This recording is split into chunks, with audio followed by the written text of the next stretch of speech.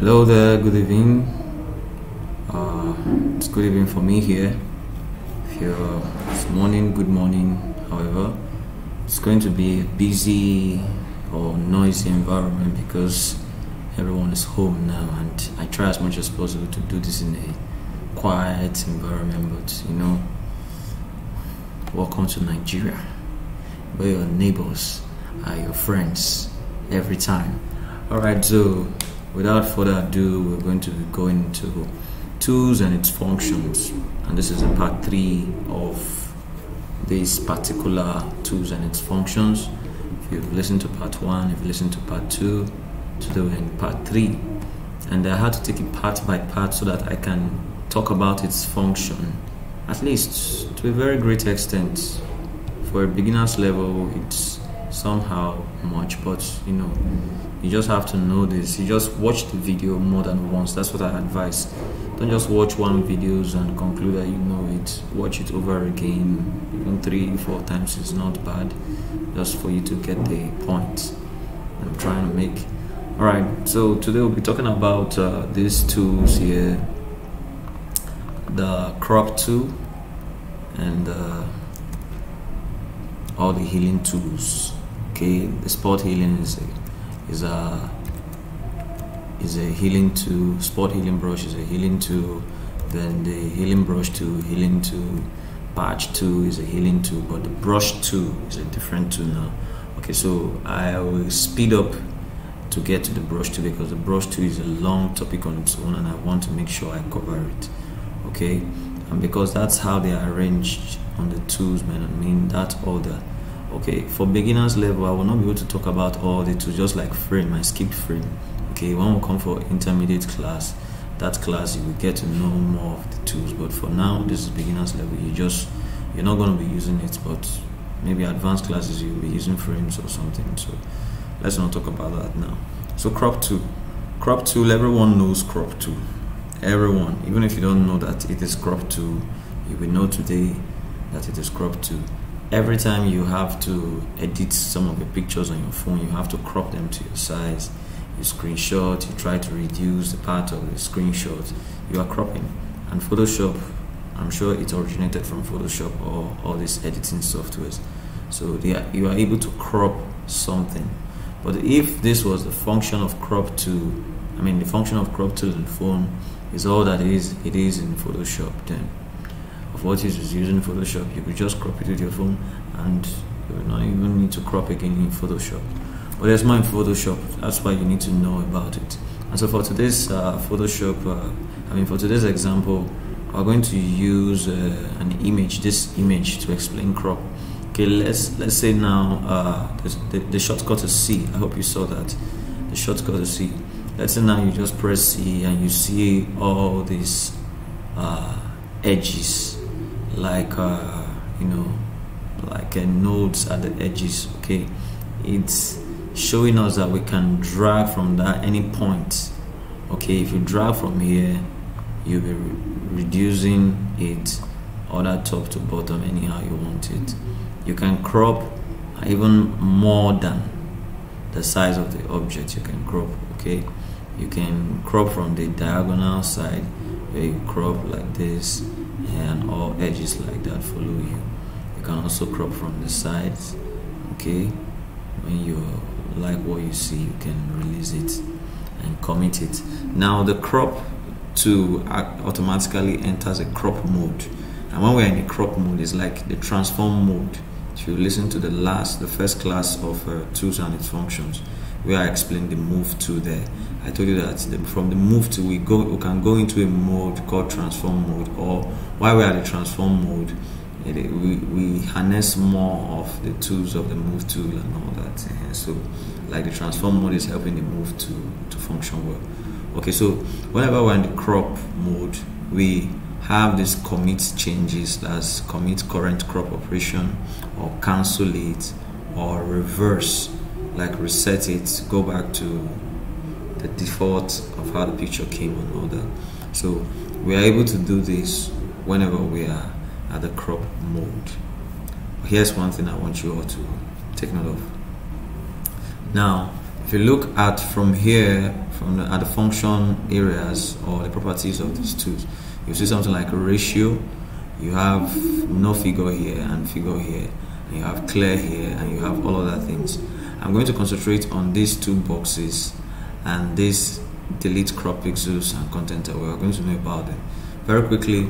This one just have to do with size. If we customize the size, say 5 by 5, it tells us that we can make this perfect square, and however we reduce or increase, it must still be in that perfect square.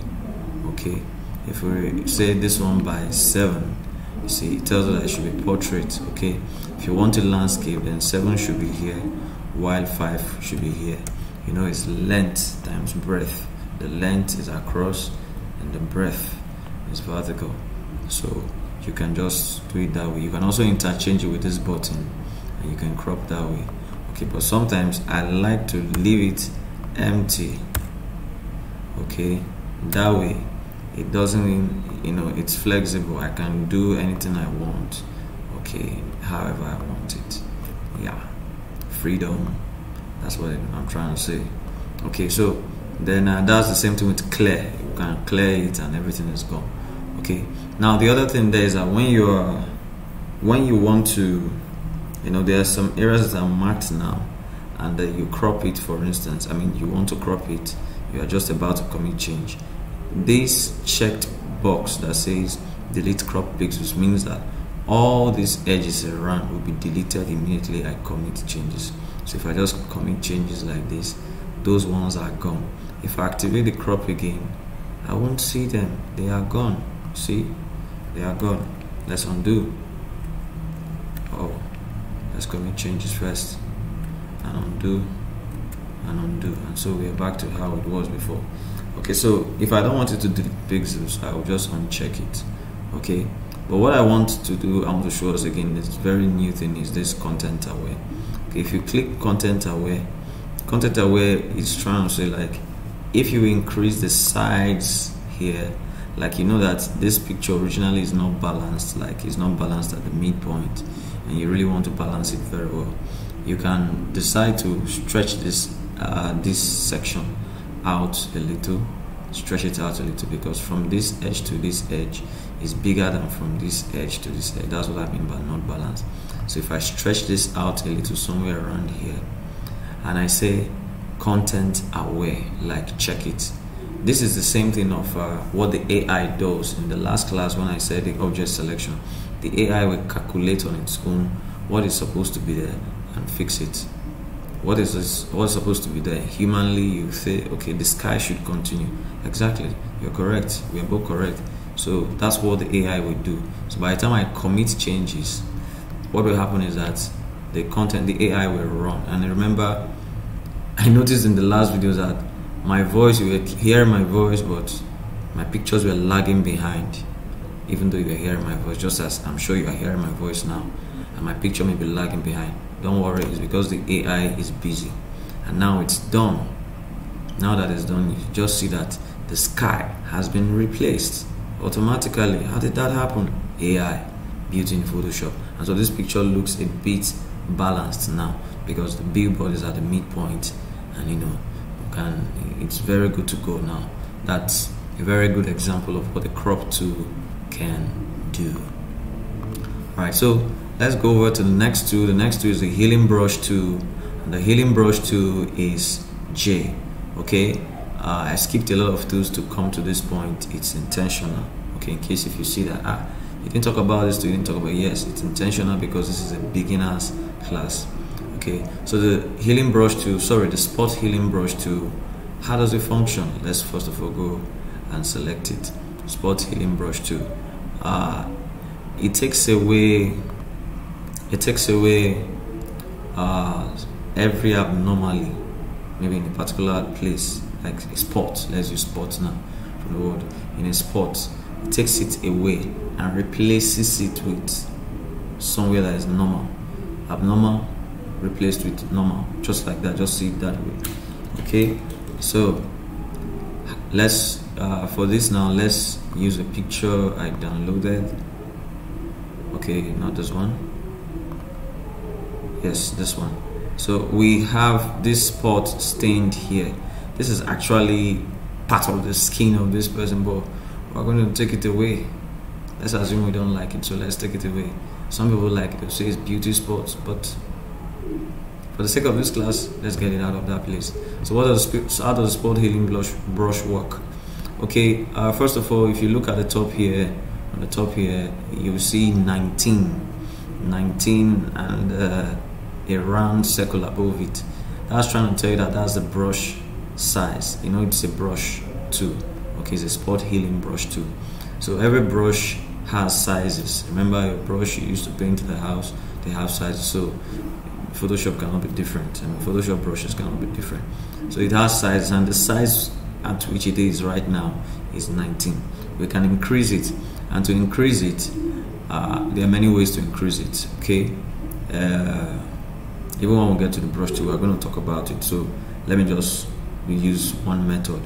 We can just go over here and increase the size of the brush from 19 to about 33. You can come outside to see the size if you are okay with it, or if you want to increase more. Okay, I think at this point it's almost there. Let's just take it a little bit further, and it's there. So this is the size of it, but it must not be compulsory that the size of the brush must be equal to the size of the spot. Okay, I'm just doing that to show you that the brush size can be increased. And we have mode, normal, we have other blend modes, but please just leave it at normal for beginners class. Type content aware. Yes, please leave it at content aware, and leave every other thing you see there for the sake of beginners level. Okay, so now how does it work? You have to sample a particular area. You have to take an area that is good and go to where you think is that needs changes and click on it. While you are selecting the area that is good, you have to hold down Alt. Alt is like, copy this area for me. Okay, the spot healing brush tool automatically samples pixels to correct a spot with one step. To manage the source, use the healing brush tool. Okay. I get what it's trying to say now. I have to sample a spot first. So I'll just select the healing brush tool. They are working the same thing, like they are just doing the same thing, but let me just, for the sake of healing brush, spot healing brush, I have already selected, so I can come around here and damp, and what it does is to clean that area. Which, see, that stuff is gone, and it's gone for life, and there's no longer beauty spots in that area. So that's something. So if we don't like this earring now, it's the same thing we can just do. Just damp on it, damp on it, damp on it, damp on it, and damp on it, and so that becomes the mount of it. So the earring is gone. We lost it for her. Okay, so everything is fine over here. So that's how the spot healing brush works. The next brush is a healing brush, and it's just the same thing, but for this I'm going to try this example. We have this lady with a lot of spots on her face, so it's a tedious work, but we can do this. It's somehow very easy. How can we do? With the healing brush selected, what we can do is sample a place with the Alt key and come over and perhaps paint around there, and it's replaced. Okay, sample a place close to that place. It's always good to sample a place close to that place. This is one challenge now. Now if you are sampling a place, for instance, now if you sample here and you start painting, you will notice that there is a plus icon at the origin where we copied from that is following us. One thing to take note of is, if that plus icon gets to the point where we started painting over, it will sample the last thing there, which even though it's clean, but it's still seeing it because we have not released our mouse button, and it will paint it over to the next place. That's exactly what's happening right now. I'm painting over, like I'm moving a spot from one location to another. That's what it's trying to do. Okay, so you have to be very cautious of that. I just undo now. Now if I Alt and click and clean a particular spot, it's good to release the mouse button, then come closer to another spot and click again and clean that particular spot. So just do it like that, clean and move, clean, release your mouse and move. So for here I can sample here, clean, move again, clean, move again, just like that. Here I can sample here, sample, look for a place that is very good and sample. You can sample here, clean. So this takes a whole lot of time, but you know, if you are getting paid for this, you definitely want to do a good job. Okay, clean. Okay, you see that we've just cleaned all that area, and the spots are very much. Okay, so maybe we should increase our brush size so we can try to do a lot. Let's duplicate this layer so we can see before and after. Sorry, I didn't do that. Clean,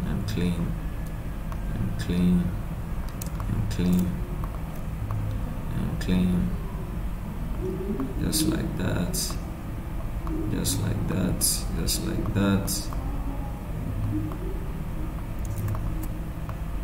clean.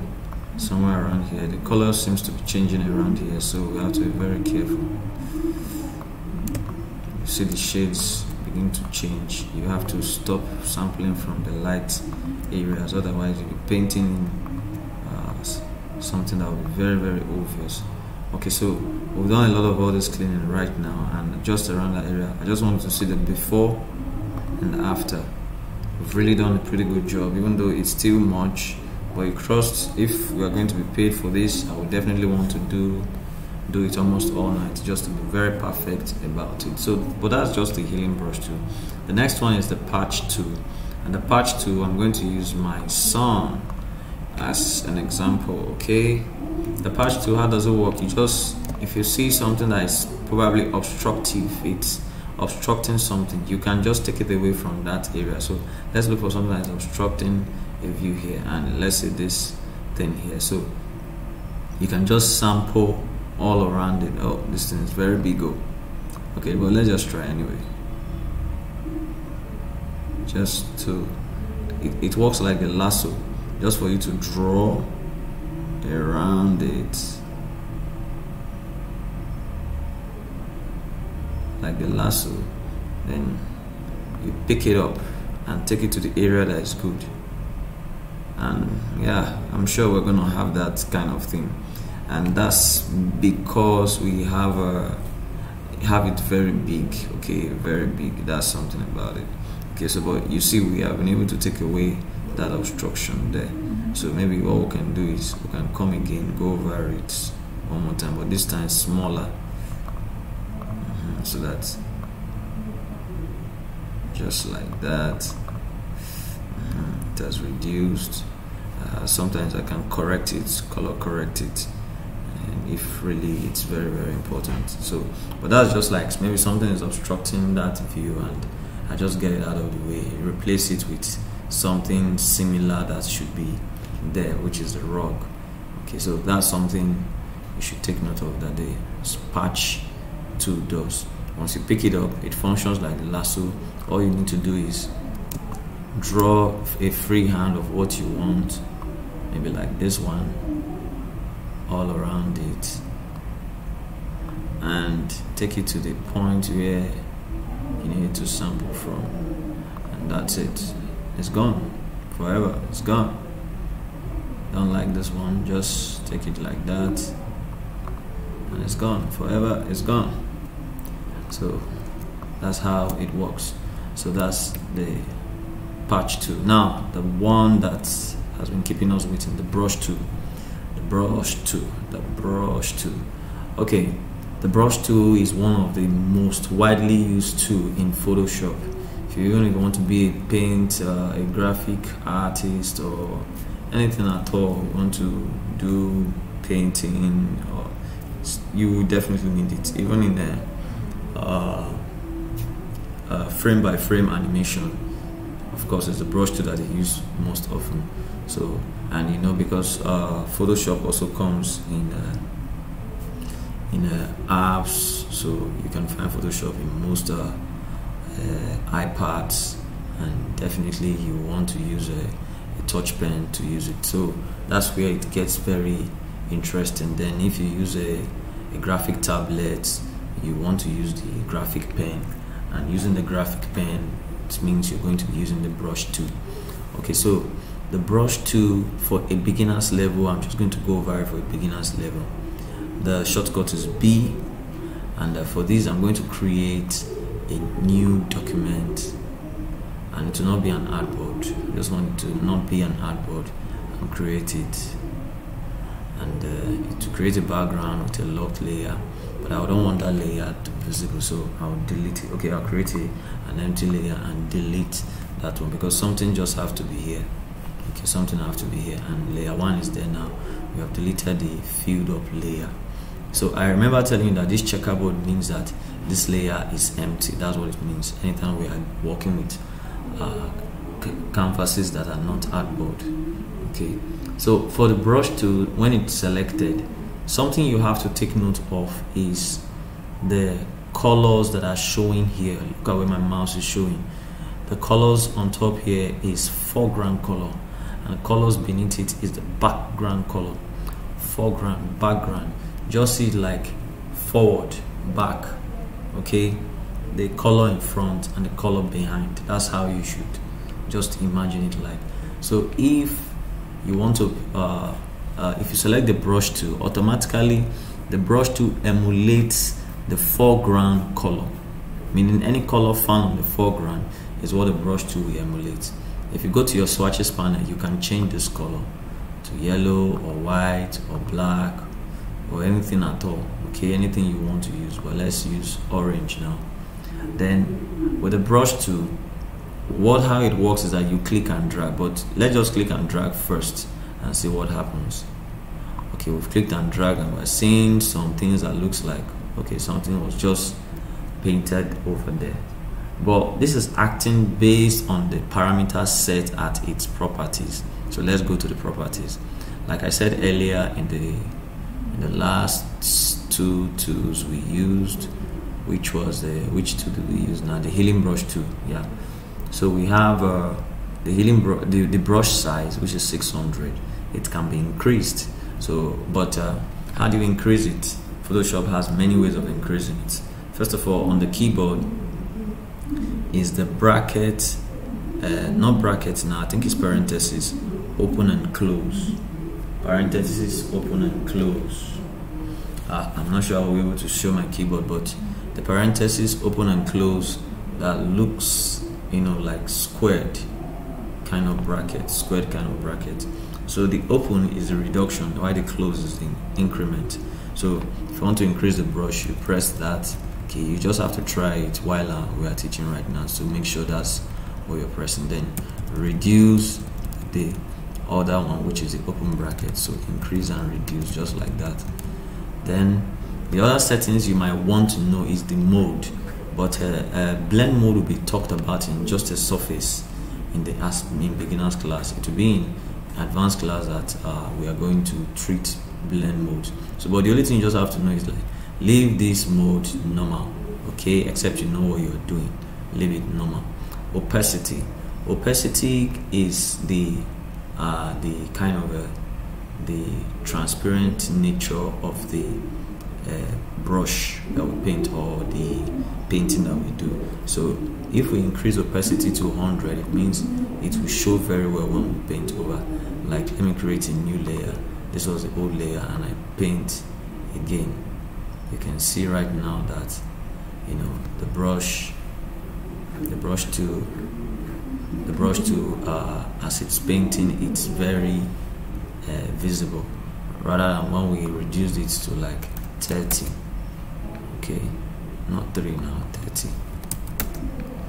And let's switch off all these layers and create a new layer. I like to make that smooth 0. Then just like that, I click, and though I've painted something, but you can't see it very well because it's very light. 30 is very light. So if I increase it to 80, not 80. Okay, I just press 8 on the keyboard. I'm coming to that, and I click and drag. You see it clearly. So that's for you to know. Then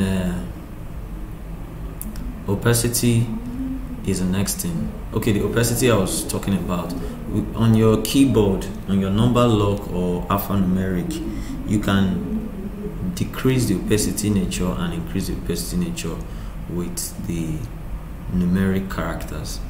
If you're using your alphanumeric, 1 is 10, 2 is 20, 3 is 30, and that's in percentage: 10, 10%, 2, 20%, 3, 30%, up until 9, which is 90%. But 0 is 100%. 0 is not 0.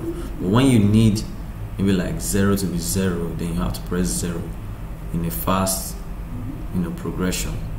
Twice, 0, twice, back, very fast, and to show. So let me try it. Watch, the opacity is 100. I'm going to press 0 twice. Oh, I didn't select any layer. Okay, let's make the brush to active. So I press 0. Why is it not taking place? Oh, I wouldn't know why. I think it's supposed to be 0. Well, if you were to press 15, it will be 1 and 5 successfully, 1, 5, and it will give you 15%. If you were to have something like maybe 83, okay, just 8 and 3 in a very fast section. So that's how I think that the 0 should work, but I don't know why it's not working now. Okay, and 0 gives you 100. Double tap 0 should have given us 0.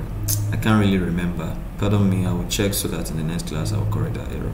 But for now, just know that we can make that correction. I mean, we can make that opacity 100% with 0, 90% with 9, and if we need any figure that maybe is just in between numbers like 65, you just press 6 and 5 successfully, and in the faster section, and you have it like that. So the next one is flow. The flow functions like the opacity, only that the flow is just like the thickness of the color we are applying, like how thick it is and all that. Right now flow is 100%, and I would advise that you leave it 100%, except you know what you are doing. So for beginners class, 100% is fine. Smoothing 0%. Okay, please don't touch smoothing, just leave it the way it was.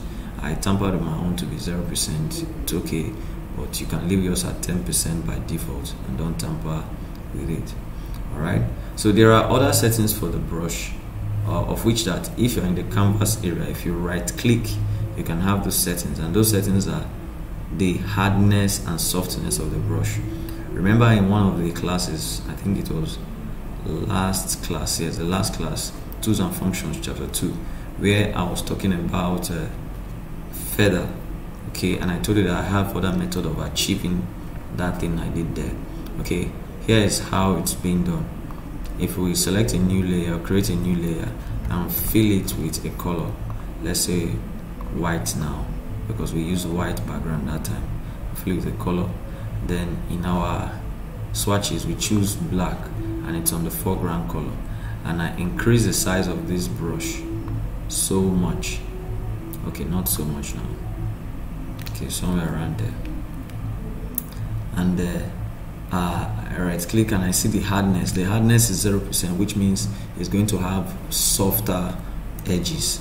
So if I click once, like damp once, okay, let me make sure my opacity is 100%, flow 100%, and I click once, I will have that same thing I had the other time. Okay, and if I want it to be crisp at the edges, or sharp at the edges, if I create a new layer, I fill it with white again, and I right click while my brush tool is active and increase the hardness to 100%, and just click, I will achieve that same thing. So that's exactly what I'm trying to say, that I have a way of getting to do this, so that is that about the brush tool. There are more things, but the brush tool is something that you have to use with this, use with that. Like when we come to masking, we definitely use the brush tool again and all that. So, but just for us to understand what is going on, make sure you get to listen to this video again, and if you have any question, please ask in the group. Okay, ask in the group. I like when people get to ask questions. That's how we also learn. All right, So please, if you've not subscribed and it's your first time on this channel, make sure to subscribe and hit the bell notification icon so that you can always know when I make new posts. Okay, and make sure to join us every weekend, particularly for this period of this program that we're of these tutorials that we're going to be learning a lot during the weekends. So try as much as possible to join the Telegram master class, the free version, and you enjoy a lot of these benefits. For now, thank you very much, and a very good evening from here to you. Thank you. See you.